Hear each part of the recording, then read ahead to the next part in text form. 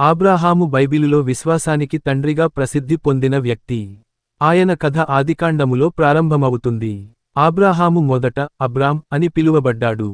దేవుడు ఆయనను తన స్వదేశం, బంధువులను విడిచిపెట్టి, తాను చూపించే దేశానికి వెళ్ళమని పిలిచాడు.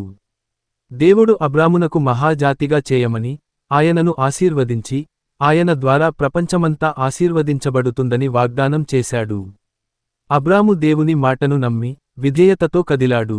ఆయన భార్య సారాయితో కలిసి కనాను దేశానికి వెళ్ళాడు.